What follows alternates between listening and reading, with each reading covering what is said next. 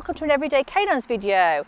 In this episode of the Weave Games series, we're looking at crosses after the weave pulse. We've looked at rear crossing, we've looked at putting in a cross before the weave pulse. This is doing either a blind or a front cross after your weave pulse. So you come up the same side as your dog and then you cross. This can be quite challenging for a lot of dogs because they see you coming, they see you start to cross and they pull out. I would say the blind is harder for a lot of dogs than the front cross because the front cross tends to shape things a bit more. When you're initially starting this, obviously first of all your dog needs to know what a front cross and a blind cross is in a normal situation. You would probably start this on a set of 4. And what I would suggest you do is, if you can, and this is not always something that can do, in fact I struggle a little this might, but I would set the dogs up in a weight, call them into the weaves with you standing ahead, so you're standing here, and then working your blind cross or your front cross as they're coming towards you. The reason for this is it's near enough impossible to beat your dog through a set of 4 or even a set of 6 to do a blind or a front cross. So when dog has got the idea, we're going to have to move this quite quickly onto a set of 12. And I said to you, there isn't many games in this series that have full sets of weave poles. In fact, there's only one, it's this one. It's this one. This is the game, because if you're having to run with your dog, which is ultimately what you're likely to do, if you've got to run with your dog to beat them for a blind cross, you're not going to do it on a 6. You're going to need to do it on a set of 12. So to start with on our fundamentals, we'd start with a short set, and we might start by having them, as they finish the weave poles, we do the blind. So they're already out of the weave poles by the time we do the blind. That is not ideal. We want to be able to do that blind miles before they need us to do it. You know, we need to be doing it while they're halfway through. So let's have a look and see what you can do, Sparrow. Now the important thing when you're training on a full set of weaves, and especially if you're training by yourself, you need to have your eyes on the dog. You need to know what your dog is doing. So I'm going to start on a blind. Okay, ready? Come here. Ready? Pulse, pulse, pulse, pulse. And she missed the last one. I saw that. You missed the last one.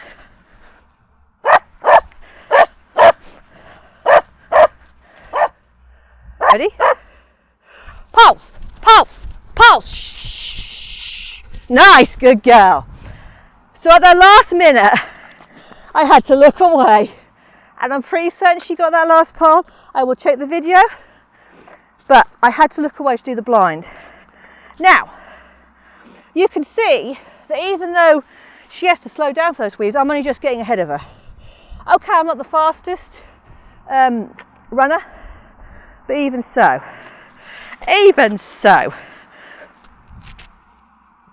by the way, doing the blind from left to right is the easiest for the dog because they're already coming on the correct side, so they're joining you on the correct side.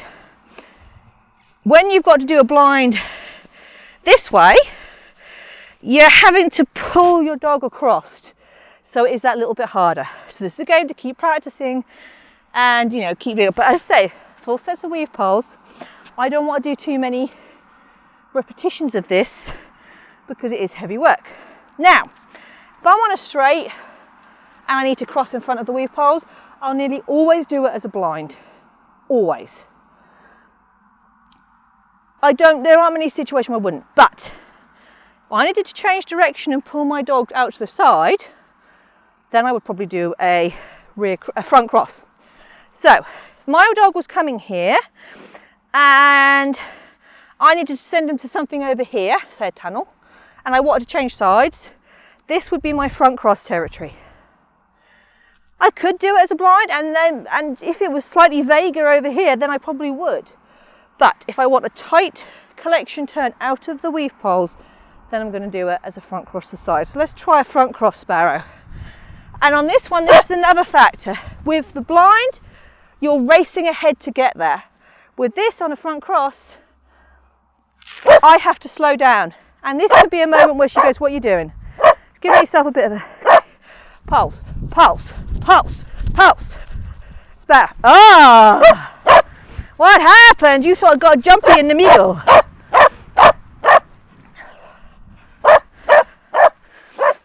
Come here. Come here. Pulse. Pulse. Shh. Nice. Good girl.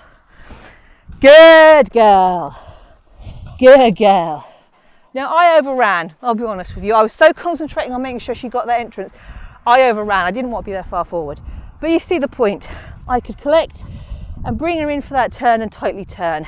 And you know, that was fairly straightforward. Again, with a front cross, you might find at an early stage, you have to wait until your dog finishes and then perform, or they're nearly finished. With a front cross, this side is the easiest side because your dog is coming towards you, as opposed to the blind, which that side's the easiest. Now, when you're doing this, obviously if you're doing on a full set, it's going to be a lot of repetitions. I would keep this to 4 maybe at the maximum repetitions. If you're getting a lot of errors, go back to 4 weave poles and either have someone holding your dog, or if you can set them up on a weight, or send them out to a jump and then ask them to come back, so that you can get that ahead of them. So you can almost be static ahead of them. And again, this is going to be something you're going to build on. If you're having a lot of failures, you might need to look back at your weave pole commitment. Ask yourself, does my dog really understand what weaving is? If they're so reliant on my body language that the second my body language is changing, they can't weave. So that's something to go back and look at if you're having that many problems. Most dogs will start to pick it up pretty quick. If you have trouble seeing your dog on the blind, so you're not sure if your dog is succeeding, then you need someone to help you so that you're not rewarding errors. So there's a lot of things to think about with this game, but it's a fun game to play and it's a very useful game. I use this an awful lot. So it's very, very useful, isn't it? Very, very useful. It's a very good game. Okay, so I hope you've enjoyed this video. I hope it's given you some ideas of what you can do with your weave poles. If you have, you might like to subscribe to the YouTube channel, and you can check us out on Instagram, Everyday Canines, and on Facebook. And I hope to see you all again very, very soon.